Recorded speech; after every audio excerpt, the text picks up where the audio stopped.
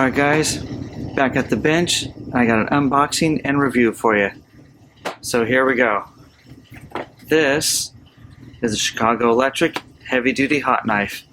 I picked this up at Harbor Freight and I've used it once already, so this is kind of an unboxing and review at the same time. Mainly because I store it in the box. It fits nicely back in the box that it came in, and so I'm just going to go ahead and open this up and show you what's in here and tell you what I thought about it and all that good fun stuff. So let's get started. All right, so we'll just open this bad boy up here. Now take in mind, I told you already, I have used this once already, so this isn't an official unboxing, but it is kind of an unboxing. As you can see, the cord is, I didn't tie it back up, right? It comes nice and coiled and tied, you know, with a little wire tie and stuff, but I took that off. So we're golden there, right? And then, so in the box, you get the knife, okay? Instruction manual. Okay, you can read through that. I perused through it. The one thing that I kind of thought was disappointing in it, maybe I didn't read it word for word and I just perused through it, but I could find nowhere in here where it says right here, temperature knob on the top. We'll show you that later. Nowhere in here does it tell me what the settings, what the temperature is for each setting. You kind of just have to figure that out. That's really my only negative about it. But other than that, it's really nice. It really is heavy duty. I'll tell you this in a second. It comes with a really nice heavy duty cord. I believe it's 16 gauge probably, maybe 14 gauge. But it's a really nice heavy duty cord that's on there. And you get this guide, I guess you want to call it. This is for adjusting your cuts. So if you take these little set screws out here, right, I'll take this one back out and take this one back out. I didn't use it, obviously. When I took it out of the box, it came all put together, and I set it up for what I was using it for. But you can actually put this depth gauge on here. And what is really kind of cool about it, let me see if I can show you this on the camera. You can kind of see it. It has measurements on there. I don't know if this is going to focus on that. It probably won't.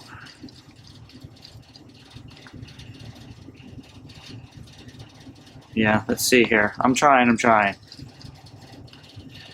You can see that there's measurements on there, but because they're etched, they're like laser etched in there, I won't be able to get close enough. It won't focus on it that close. But you can see it has all the hash marks on there, just like a ruler, and those are numbers. That's like 0.5, 1, 1.5, 2, and it just goes all the way up. And like I said, this has a little opening in it, goes right over your blade, okay, and it fits on there. And then you put your set screws back in here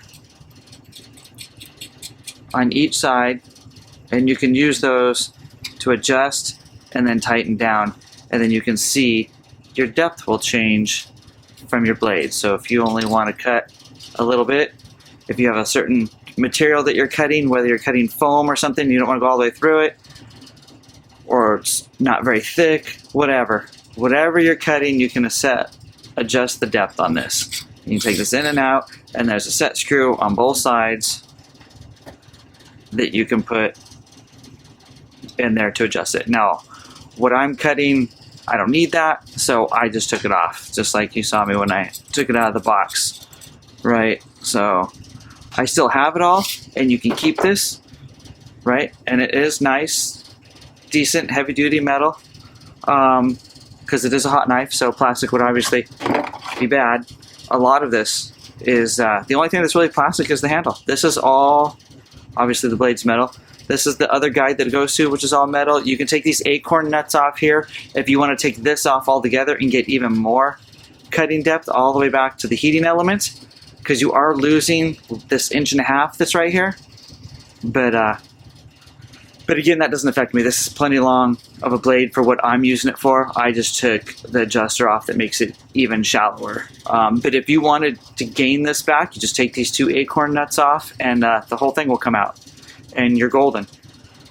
And you can use it for whatever you're cutting that is thicker or wider or whatever it is that you're doing. So I'm just going to put these back in so that I don't lose them in case I ever do want to use that depth adjusting gauge on there.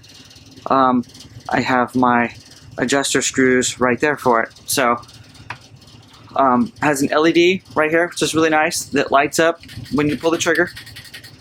It's a good ergonomic grip. Pull the trigger, light comes on, and then this is your dial. And then you can even spin this dial with just your thumb to change your heat adjuster while you have it on. This is my other negative. Both of my negatives, I guess, for this are just the dial itself. There's nothing in the manual that tells you what 1, 2, 3, 4, 5 means. It doesn't give you a temperature range for each one of them. And they're really hard to see on this plastic. Again, I don't know if it's going to focus on this that close. Right? That's about as good as I'm going to get. I don't have like a macro on this camera or anything. But you can see the numbers are the same. They're just embedded in this plastic, in this blue. Or they're actually raised. So you can see them, you know, pretty decent. I mean, depending on the lighting angle that I get on here, you might be able to see some of them. You can see like the 5 is right there. There's a 2, right? There's your 3, 4, and 1. So 1, 2, 3, 4, 5, all the way around. It would be nice if those were an offset color black. I mean, you could go over them with like a Sharpie if you wanted to make them an offset color so they're easier to see. But other than that, that was my really only 2 negatives about it, is that those numbers are hard to see, and it doesn't tell you anything in the instruction manual what the different settings are. Just low is 1 is low and 5 is max, but it doesn't give you a temperature range. But other than that, for the price that you get it at Harbor Freight, this was $20, $19.99 at Harbor Freight. It is a very nice, good, solid hot knife that worked great. You know, when I was using it. So there you go. I mean, decent length cord. Obviously, when you're using this, make sure that you're on a non-flammable surface. Keep hot, you know, anything that could possibly catch on fire away from it. I would imagine you'd probably have to set it on there quite a long time for it to catch on fire, depending on what setting that you're using. But yeah, I just cut my material basically on the wood, just like if you're wood carving. But there we have it. Nice, simple, easy, affordable hot knife from Chicago Electric that I picked up at Harbor Freight for 20 bucks. And it works great for what I was using it for.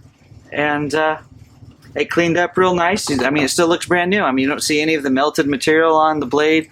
Cleaned up real good with some rubbing alcohol, isopropyl alcohol, and acetone. And you're set.